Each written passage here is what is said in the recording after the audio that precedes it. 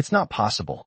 The words left Annalise Keller's mouth before she realized she'd spoken at all, and in the tight air of the transport car, they sounded louder than a shout. No one laughed. No one corrected her. Even the other women, gray coats, tired eyes, hair pinned back as if order could still matter, held their breath like the sentence had taken the last inch of space. The wheels clacked, then softened, then clacked again, and with each change in rhythm the world outside seemed to rearrange itself. Anna pressed her forehead near the small pane of glass that had been smudged by too many hands. She had imagined America as a rumor with sharp edges, a place of noise and punishment, a land that would look at them and see only the uniform they used to wear, only the papers that now called them prisoners. She had prepared herself to be stared at as if she were less than human, to be handled like cargo. Instead, what reached her first was the light.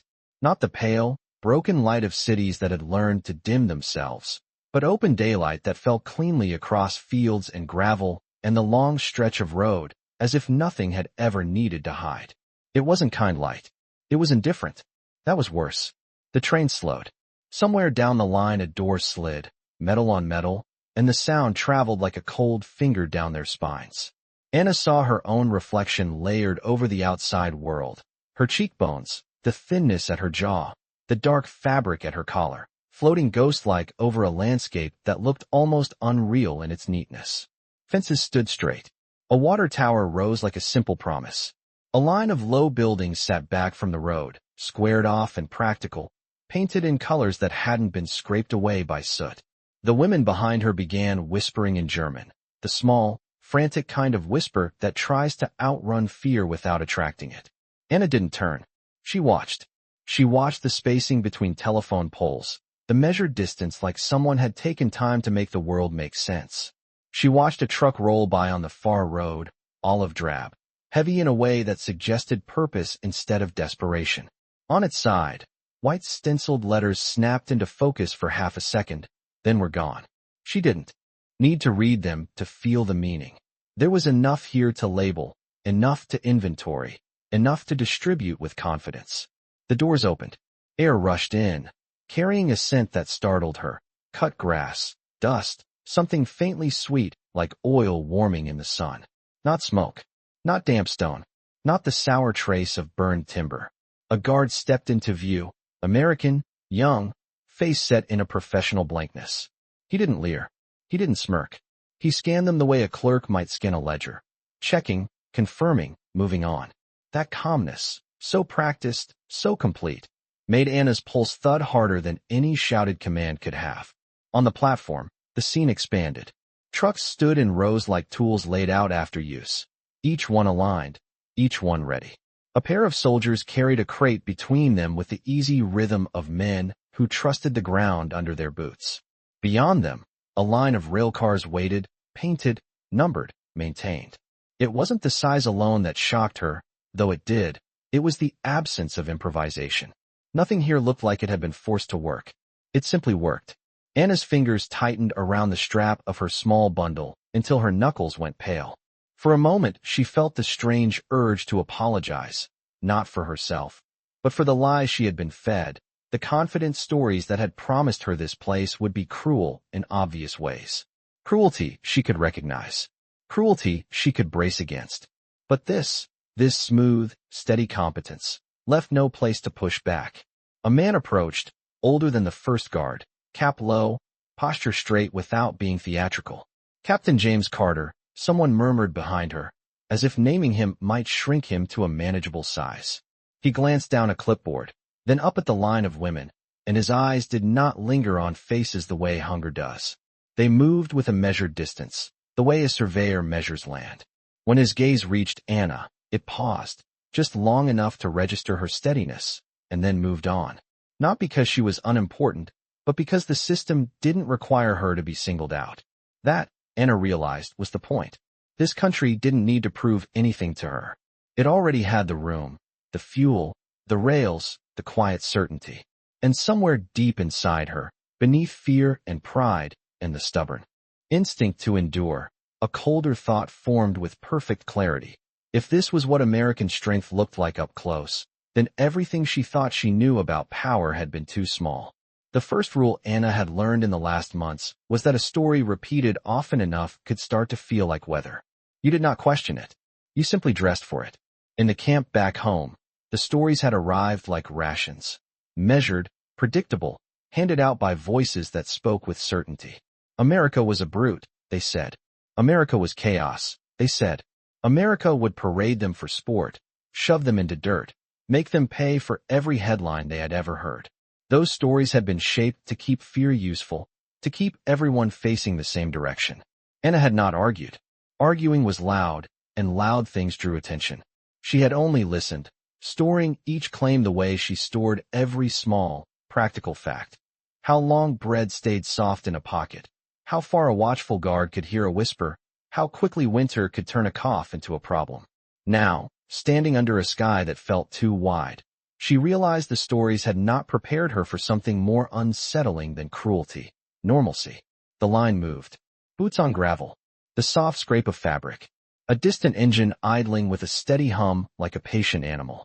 The American soldiers were everywhere and nowhere at the same time, positioned with the easy confidence of people who expected their instructions to be followed without having to decorate them with anger. Anna watched Captain Carter as he spoke to one of his men, his voice low enough that it did not carry. The man nodded once, then walked away at an unhurried pace. No urgency, no performance. Anna had seen men at home shout, just to feel powerful in a world that was slipping. Here, power did not seem to need volume. A woman 2 places ahead of Anna tightened her grip on her bundle until the cloth cut into her fingers. Another woman stared at the trucks as if they might lunge. Anna did not blame them. Their minds were still dressed for the weather they had been promised. When the first guard gestured for them to step down, Anna felt the smallest tremor run through the group, like a flock reacting to a shadow. She stepped anyway, careful with her footing, not because she expected a trap, but because she refused to give anyone the satisfaction of seeing her stumble. The ground under her shoes was hard-packed and dry. It did not swallow her. The air smelled of sun and gasoline, and something clean that she could not name. Somewhere beyond the buildings, she heard a sound that did not fit the world she had come from. A distant, bright note like a bell or a schoolyard whistle, and then laughter carried on the wind, thin and ordinary. The women beside her stiffened at the laughter, as if it were aimed at them. Anna listened again. It was not directed. It existed without them. That was the second shock. In Germany, everything had begun to feel connected to the war, pinned to it like papers on a board. Here, life still had loose ends. A clerk at a small table checked names. He pronounced them slowly, carefully, as if the syllables mattered. When he reached Anna, he tried again after the first attempt, not with mockery, but with concentration. Anneliese Keller, he said, and the sound of her name in his accent was strange, softened at the edges. She answered in a steady voice, yes. He marked something and slid her a plain tin cup, not as a favor, just as a routine. The water inside was cool. She hesitated only a second before drinking, watching for any reaction. Nothing happened. No smirks. No comments. A few yards away, Captain Carter adjusted his gloves and looked over the rail yard again, as if he were checking a timetable. Anna noticed the small details that no story had mentioned. The stitching on his uniform was neat, the creases pressed, the metal on his belt dull from use rather than polished for show. When he reached into his pocket, it was to check a watch, not to reach for a weapon. The watch caught the light for a blink, and Anna thought of all the watches she had seen traded, stolen, repaired, hidden, cherished. Time, in her world, had become something you begged for. Here, it was counted. The women were guided toward a set of low barracks beyond the platform. The path was marked. The signs pointed the way in clean lettering. There was no need to guess. That, too, felt like a kind of force.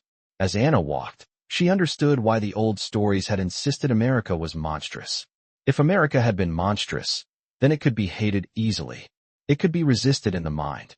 But this place did not offer the comfort of simple hatred. It offered a harder question. What did it mean to face an opponent who built order so well that even their mercy looked like procedure?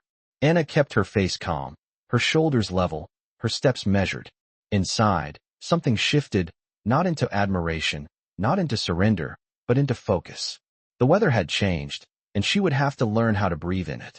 By the time the women reached the barracks, the sun had climbed higher, and the warmth on the siding felt almost inappropriate, like a comfort the world had not earned. The building was plain, long, and low, with windows spaced evenly as if someone had used a ruler and trusted it. A wooden porch ran along the front. The steps did not creak under the first woman's weight. That detail lodged in Anna's mind more sharply than the larger sights. In her memory, stairs always complained. Doors always stuck. Everything back home had begun to feel like it was held together by willpower and repair. Here, the hinges moved the way hinges were supposed to move. Inside, the air smelled of soap and fresh-cut pine, the kind of clean that did not try to cover anything.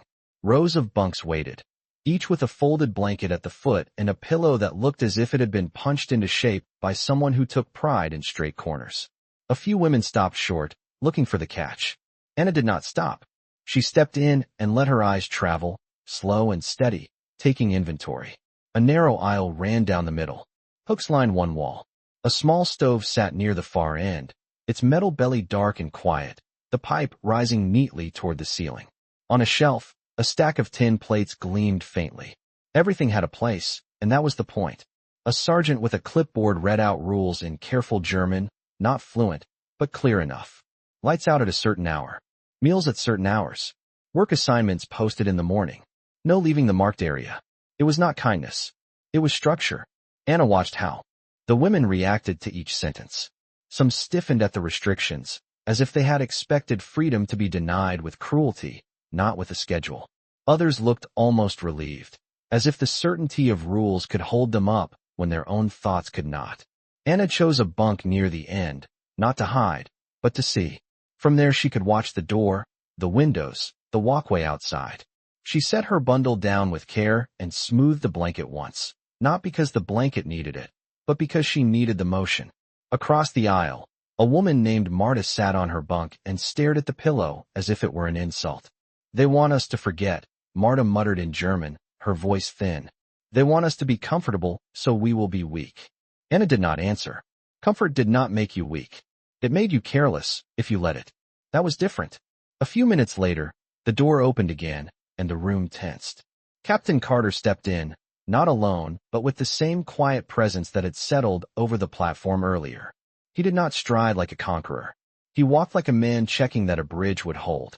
The sergeant spoke to him in English, and Carter nodded once, his eyes sweeping the room with the same measured distance. Anna noticed he did not look away quickly when he saw fear. He did not feed on it, either. He simply registered it, the way a doctor registers a fever. His gaze caught on the stove, the bunks, the windows, the posted rules. Then it landed briefly on the women's hands, as if hands told him what he needed to know. Calluses, tremors, white knuckles, empty fingers. When his eyes reached Anna, she did not flinch. She did not stare him down. She held her face neutral, her posture straight, her hands resting lightly on her bundle as if it belonged to her and would continue to belong to her. For a second, something shifted in his expression, not softness, not pity, but recognition of discipline meeting discipline. He turned to the sergeant and said something in a low voice. The sergeant's eyebrows lifted. Then he nodded and called out a short instruction in German. Water would be available outside, and anyone feeling unwell could report without punishment. The word without hung in the air like a strange object. Some of the women exchanged quick looks. Anna's mind moved faster than her face. Without punishment was not a gift. It was policy. It meant they were expected to speak honestly about their condition because the machine ran better when inputs were accurate. That was the kind of strength she had not been trained to imagine. A system that trusted truth because it could afford to. Outside the window, a truck rolled by, steady, heavy, unhurried. The world continued as if their fear were not the center of it. Anna sat on the edge of her bunk and listened to the small sounds of the barracks settling. Fabric rustling, a swallow, a whispered prayer, a tin cup set gently on wood. She felt the weight of the day press against her ribs, not as panic now, but as understanding. There would be no dramatic cruelty to survive here, no obvious villain to hate. There would be routine, and within routine, there would be choices. She looked at the folded blanket again, its clean edge like a line drawn across her old expectations. Quietly, without moving her lips, she made herself a promise she had never needed before. She would not let order lull her into forgetting what she was capable of. Morning arrived without drama, just a pale strip of light sliding across the floorboards and climbing the legs of the bunks like a slow tide. Anna woke before the first bell because her body still expected alarms that were not clocks, a slammed door, a shouted name, the snap of urgency. Instead, she heard something almost ordinary, a sparrow tapping at the sill outside, and farther away the steady rhythm of engines starting up as if the day had been waiting politely for permission. The barracks stirred in layers. Blankets folded, boots found, tin cups clinked softly, each sound contained, as if the room had learned overnight that silence could be a kind of armor. When they were guided out, the air felt cooler than it had the day before, carrying the smell of damp earth and the faint bite of coffee from somewhere beyond their reach. A path of packed gravel led toward a mess hall, and then farther, toward a fenced work yard where stacked lumber and crates sat in clean lines. The fence was not towering, not theatrical. It was simply there, its posts set deep, its wire taut, like a boundary drawn by someone who believed boundaries should be respected without needing to be explained. A sign nearby listed instructions in English and German. The letters were crisp. The paint had not chipped. Anna read them once and understood something she did not like. In a place this organized, even mistakes would be recorded. They stood in a loose formation while a sergeant called names and assignments. Laundry detail, kitchen detail, yard maintenance, clerical support. The sergeant's voice was not harsh, just firm enough to cut through the breeze. Anna waited for her name with her hands at her sides, fingers relaxed, because fear tightened the wrong muscles and made you clumsy. When the sergeant said, Annalise Keller, he pronounced it better today. Clerical support, he added, then pointed toward a small office near the administrative building. A few women glanced at Anna, surprised. Paperwork sounded safer than hauling crates, and safety, in their minds, still felt like a trap. Anna walked where she was directed, her steps even. She passed a row of trucks parked nose to tail, each one marked, each one ready. Men moved around them with practiced efficiency. One soldier lifted the hood of a vehicle and checked something inside without ceremony, hands disappearing into a world of belts and metal. Another wiped a windshield with a rag, not because it needed to look impressive, but because clear glass mattered. Anna heard a phrase in English carried on the wind, something about maintenance schedule, and the casual way it was said made her stomach tighten. Schedule. Again. Always. The office smelled of paper, ink, and that same clean soap, but underneath it was a different scent, faint and unmistakable, machine oil. Anna recognized it the way she recognized bread when she had not eaten enough. It meant work happened here, real work, the kind that kept the system moving. A civilian clerk, older, with wire-rimmed glasses, gestured to a chair and set a stack of forms in front of her. He did not scowl. He did not smile. He spoke slowly, choosing words that would be understood. You will sort these, he said, tapping the top page. By date, then by unit. If you do not understand, you ask. Ask. The word sat strangely in Anna's mind. In her world, questions had been dangerous. Here, questions were apparently part of the process. She took the pencil he offered. It was sharpened to a clean point. No splintered wood. No broken lead. Even the pencil felt like evidence.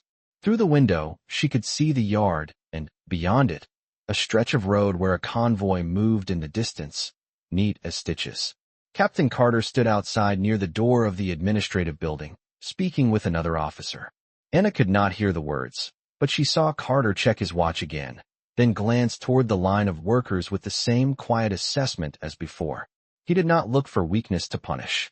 He looked for order to maintain. Anna lowered her gaze to the papers, and for the first time since stepping onto American soil, she felt something like clarity settle in her chest. This was not a place where she would survive by waiting for the worst to pass. This was a place where survival would depend on precision, on noticing what mattered, on doing the task correctly even when no one praised it. She began sorting, page after page, listening to the scratch of graphite and the soft shuffle of paper, and she realized another truth the old stories had never included. In a system built like this, even a prisoner's small competence could become visible, and visibility could be either a danger or a lever. Anna kept her face calm and her movement steady. She did not raise her voice. She simply started to learn the language of American strength, one quiet line at a time. By late afternoon, the office air had warmed and thickened with the smell of paper handled 100 times. Anna's fingertips carried a faint gray dust from graphite, and when she rubbed her thumb against her forefinger, it felt like the day itself had texture. Outside the window, the yard kept moving with the same steady pace, trucks gliding to their positions, men calling short confirmations that sounded less like orders and more like coordinates. The system spoke in numbers and minutes. Anna had sorted until her eyes learned the difference between a date written in haste and one written by someone who cared. She had corrected small inconsistencies without announcing them, aligning forms the way she had aligned herself since the war began, quietly, precisely, never begging to be noticed. Near the end of a stack, she found a folder with a red stamp and a list clipped to the front. The English was clear enough to read, but the meaning was not. A shipment log, a count, a set of initials that repeated. She knew enough now to recognize that repetition was either an error or a pattern. Anna did not like either. She traced the line with her eyes again, comparing it to the other pages, and felt that small internal click that meant something did not fit. The numbers were not wrong in an obvious way. They were too neat. The dates aligned perfectly, the quantities rounded like someone had smoothed the edges. Real work rarely looked that clean. She sat still for a moment, listening. The clerk at the next desk cleared his throat and flipped a page. A fan turned somewhere with a faint rattle. In the hall, footsteps passed, then faded. Anna could have left the folder alone. That was the safer choice. But she had learned, back when food was scarce and rumors were dangerous, that ignoring a pattern did not protect you from the consequences of it. She stood and carried the folder to the older civilian clerk, holding it flat, not accusing, just presenting. He looked up over his glasses, impatient for a second, then saw her face and adjusted his expression into attention. Anna pointed to the line and said, in careful English, "This repeats. It is very exact. Is it correct?" The clerk took the folder, scanned it, and his brow tightened. He did not answer immediately. He read again, slower. Then he reached for a telephone and dialed without looking at her, his voice low, the words moving too fast for Anna to catch. She stepped back to her chair and waited, hands folded, posture calm. Waiting was something she could do better than most. 10 minutes later the door opened and Captain Carter entered, not hurried, but with a different weight in his steps, as if he had been pulled from another task. He took the folder from the clerk and looked down at it. For a moment, the room narrowed to the sound of paper shifting and the quiet scratch of his thumb along the edge. Anna watched his hands. The gloves were off now, tucked into his belt. His fingers were clean, but the nails still held a faint dark line at the edges, the kind that came from handling machines, not from desks. He noticed her looking and did not hide his hands. He simply looked up and met her eyes. "You found this?" he asked. His voice was level, American, controlled, the kind of voice that did not waste anything. Anna answered, "Yes, Captain. It looks too perfect."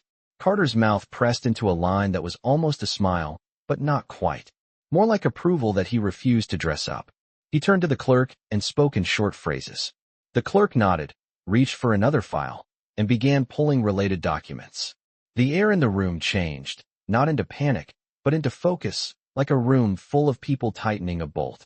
Carter looked back at Anna. "How long have you been working with these forms?" he asked. "Today," she said. "Only today." He held her gaze for a beat, weighing her answer the way he weighed everything, then nodded once. "Good eyes," he said, and the simple phrase landed harder than any praise she had ever received, because it was not about her as a person. It was about her usefulness to the truth. Anna felt something steady settle in her chest. Not pride, not gratitude, a clear awareness of position. She had done one small correct thing in a place that valued correct things, and now she was visible. Carter closed the folder and handed it back to the clerk. "Separate this set," he said. "Do not process it until I say." Then he paused, looked at Anna again, and added, "If you see anything else that does not fit, you bring it forward the same way. Understand?" Anna answered, "Yes, Captain." She did not ask why. She did not ask what it meant. She understood enough. In this country, power did not always shout. Sometimes it listened, and when it listened, it expected precision in return. As Carter turned to leave, Anna noticed something small. He tapped his watch once with a finger, not to show authority, but as if reminding himself that even time had to answer to order. The door closed behind him. The office returned to its steady quiet. Anna sat back down, picked up her pencil, and continued sorting, her heart beating calm and firm, because now she knew one more dangerous truth about American strength. It could make room for a prisoner's integrity, and then it could demand that integrity every single day. The next day moved with the same measured certainty, but Anna felt the difference in how she was watched. Not stared at, not singled out with a finger, but noted, like a line added to a ledger. When she walked from the barracks to the office, a guard at the corner post nodded once as if she had become part of the routine he trusted. The sky was a flat, clean blue.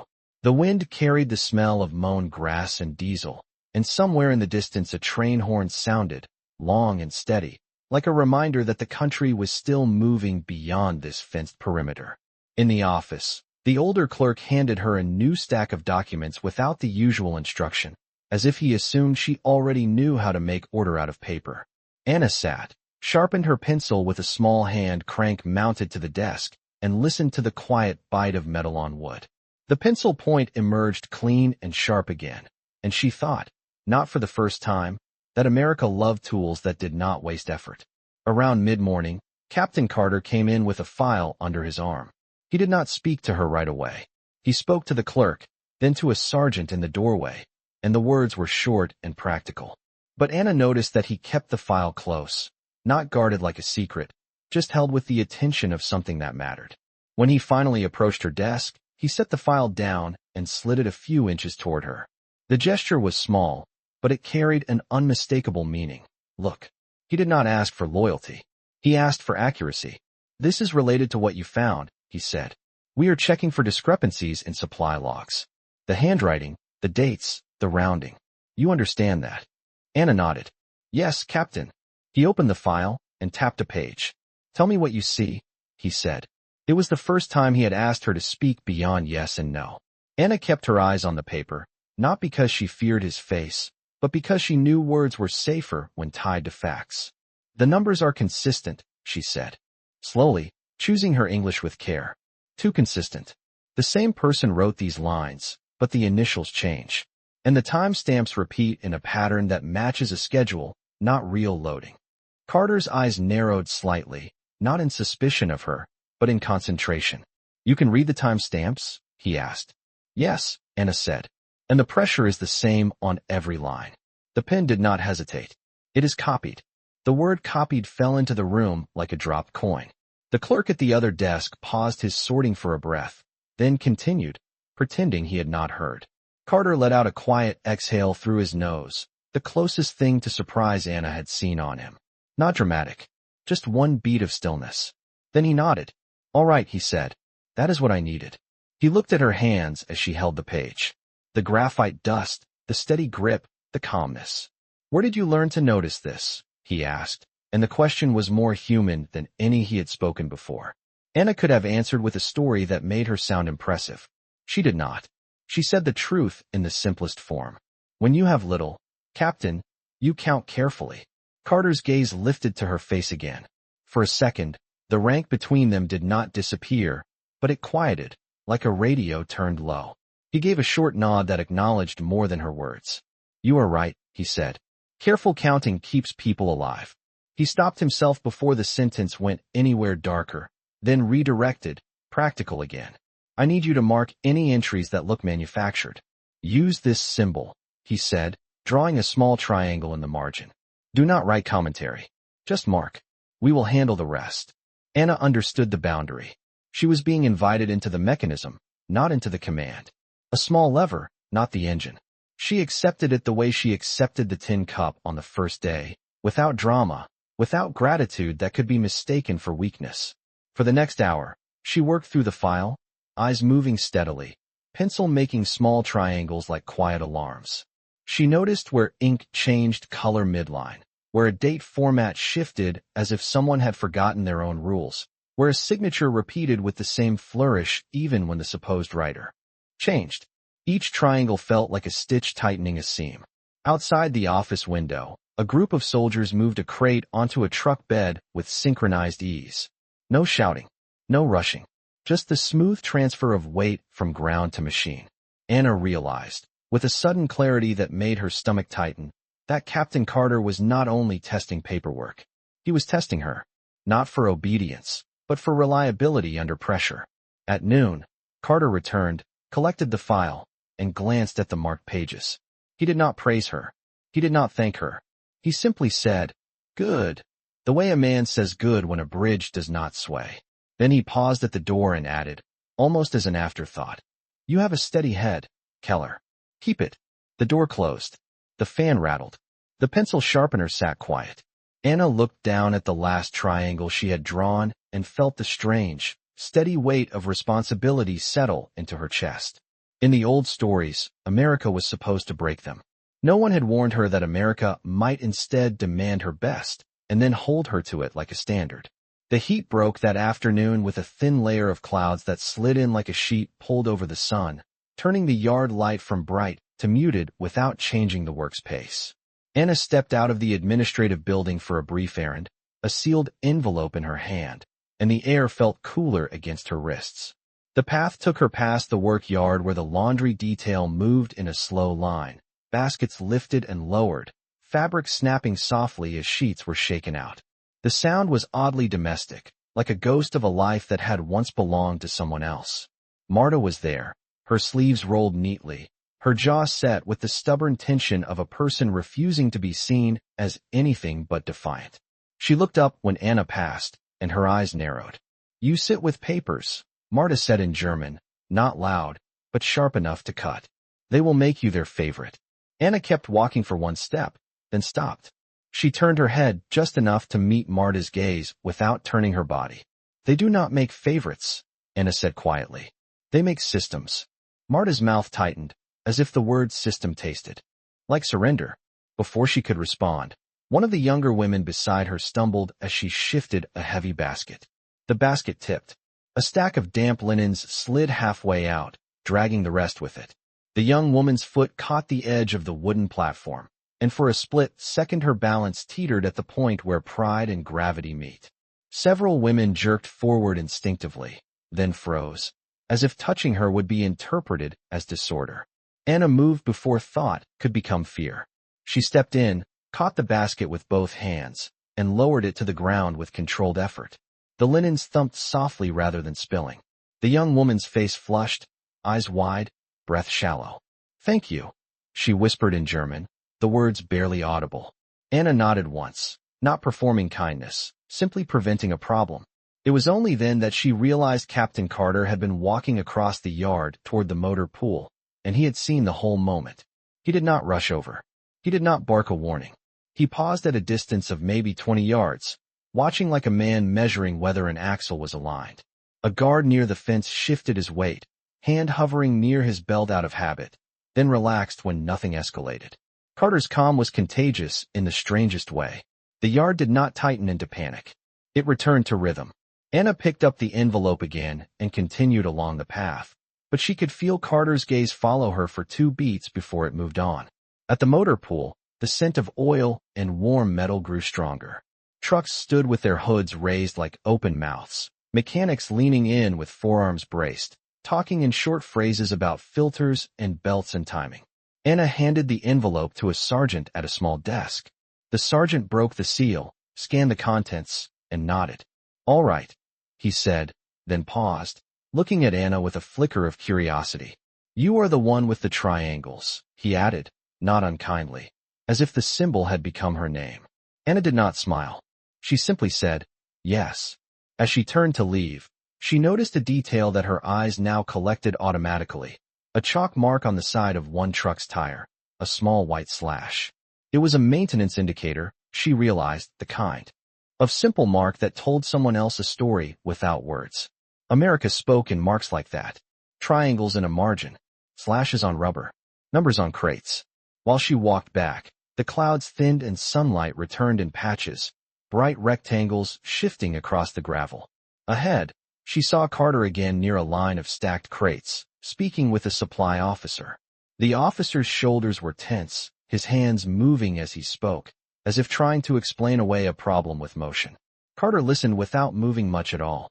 When the officer finished, Carter said something brief, and the officer's hands stilled. The conversation ended with a nod, not an argument. As Anna passed behind them at a respectful distance, Carter's head turned slightly. He did not call her over. He did not pretend she was invisible, either. He said, in a voice low enough to be for her alone, "You did the right thing back there." Anna stopped, turned just enough to face him.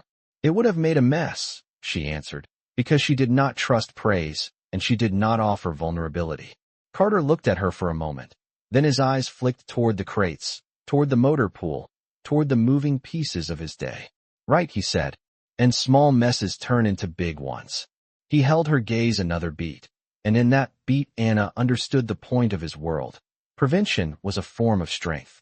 He nodded once, then returned to his officer, already back inside his role. Anna continued on. Behind her, laundry snapped in the breeze. Engines idled. Paper waited. Inside her, something steadier than fear took shape. In this place, kindness was not a soft thing. It was an act of maintenance, and she was learning to perform it without asking permission. 2 days after the triangles began appearing in the margins, the camp's rhythm shifted in a way most people would not have noticed. The trucks still rolled.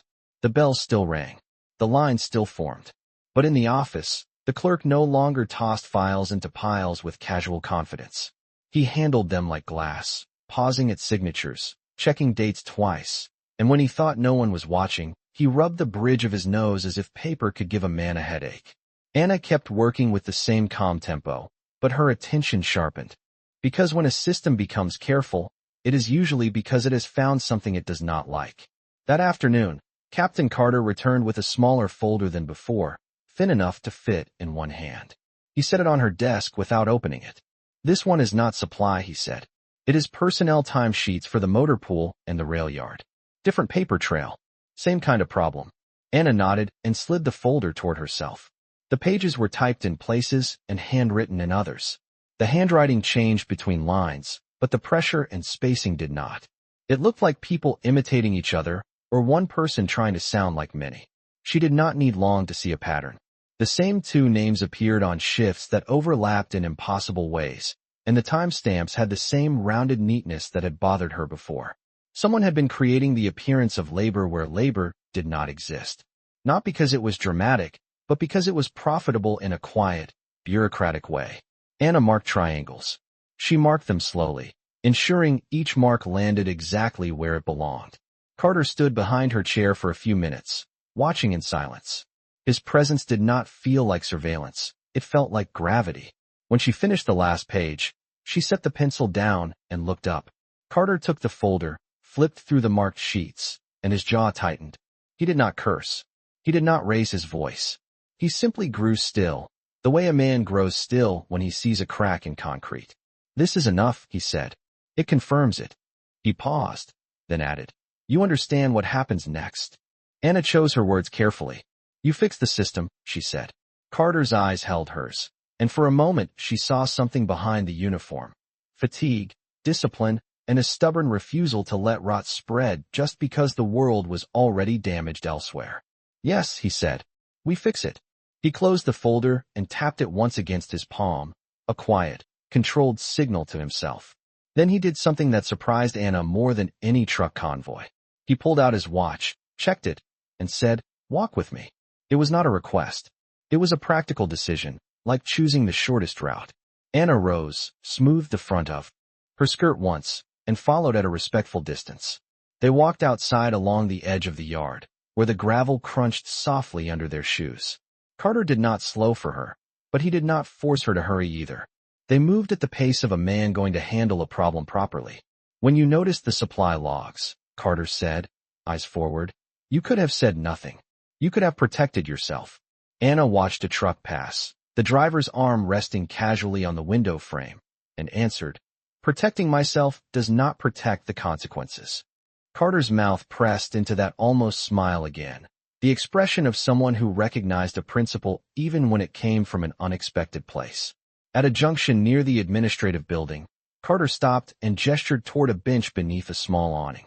The bench looked new, the wood unscarred, as if even rest here was maintained.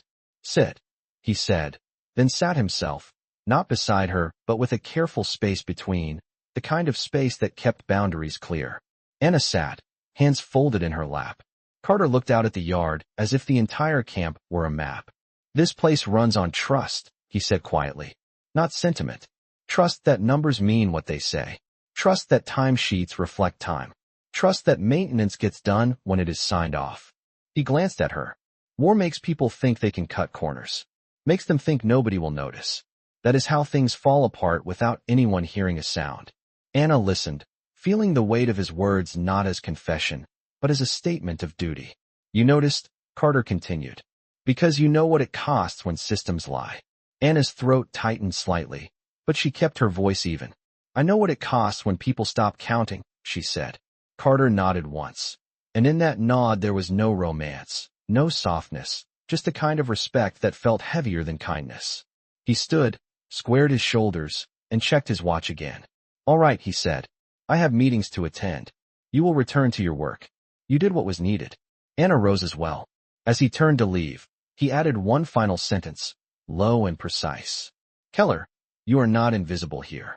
Then he walked away toward the building, carrying the thin folder like a quiet weapon against disorder. Anna watched him go, then looked back at the yard, at the trucks, at the fences, at the moving pieces that kept this machine alive. She understood, with a strange calm, that the greatest American might she had seen was not metal or engines. It was the refusal to let small dishonesty become normal. The corrective actions did not arrive with sirens or speeches. They arrived the way everything else arrived in this place, as a schedule adjustment, a change in who carried which folder, a new set of signatures demanded at the end of the day. The next morning, when Anna walked to the administrative building, she saw 2 additional soldiers posted near the supply office, not with hard faces, but with clipboards. Pens moved. Names were checked. Boxes were counted twice. The camp did not feel tighter, exactly. It felt more honest. In the office, the older civilian clerk's hands were steadier than they had been all week, as if the act of confronting a problem had returned something to him. He set a fresh stack of forms on Anna's desk, then paused, and placed a small stamp beside her pencil. The stamp was plain, square, with a simple ink pad. "For verified entries," he said. "Only when you are certain." Certainty. The word carried weight. Anna nodded and did not touch the stamp until she had read the first page twice. Outside, the motor pool kept humming, but there were fewer jokes, fewer lingering conversations. Men moved with a slight extra awareness, like workers on a bridge after the first loose bolt is found. Around midday, Captain Carter came in, uniform crisp, expression controlled, and set his watch on the edge of the clerk's desk while he spoke. Not because he needed to show time, because he needed to respect it. "We have separated the false entries," he said to the clerk, then glanced at Anna. "Good work on the identification." The words were professional, but the look in his eyes carried something else. The recognition that a prisoner had helped protect a system that was supposed to be strong enough without her. Anna felt the moment pass through her like a draft. She did not chase it. She returned to her paper. Later, as the afternoon light angled in through the window and laid long rectangles across the floor, a small commotion rose. Outside near the yard gate. Not shouting, not panic, but a tight cluster of voices. Anna stood, not to be nosy, but because patterns mattered and she had learned to respond before disorder grew teeth. Through the window, she saw Marta in the center of the cluster, hands raised slightly, palms out, her face flushed. A guard held a piece of paper, gesturing toward it, and Marta shook her head, talking too quickly. The young woman Anna had helped with the laundry stood nearby, wringing her hands. Captain Carter approached from the opposite side, his pace steady, his shoulders squared. When he reached the group, the talking stopped the way talking stops when someone who does not waste time enters the circle. Carter listened for a few seconds, eyes moving from the paper to Marta's face to the guard's posture. Then he looked at the young woman and asked a question. She answered softly, then pointed toward a rack of laundry carts and a posted work list. Carter took the work list, compared it to the paper in the guard's hand, and his gaze narrowed with the same precise focus Anna had seen in the office. The issue was not a crime. It was a mismatch, a name placed on the wrong line, a simple administrative error that had made Marta look disobedient when she had been following the assignment she was given. Carter turned to the guard and said, calmly, "She is on the correct detail. This is a posting mistake. Fix the list. The guard blinked, then nodded and stepped away without argument. Carter looked at Marta. He did not scold her for being loud. He did not reward her for being defiant. He simply said, "You follow the posted assignment. If the posting is wrong, it is our responsibility to correct it." Understood. Marta's shoulders sagged a fraction, her anger draining into confusion. "Yes," she muttered. Carter nodded once and dismissed the cluster with a small motion of his hand. As the women returned to their work, Carter's eyes met Anna's through the window. He did not wave. He did not smile. He gave her the smallest nod, as if acknowledging a shared principle. Truth mattered, even in small lines on paper. Anna sat back down at her desk, the stamp waiting beside her pencil like a quiet instrument of trust. She pressed it onto the ink pad and marked one verified entry with careful pressure. The black square landed clean and crisp. Outside, the yard continued, trucks moving, men counting, women folding, the fence standing firm in the sunlight. The world had not become gentle, but it had become more precise, and precision was its own form of mercy. That night, back in the barracks, Anna lay on her bunk and listened to the soft breathing of the other women. The air smelled faintly of soap and pine.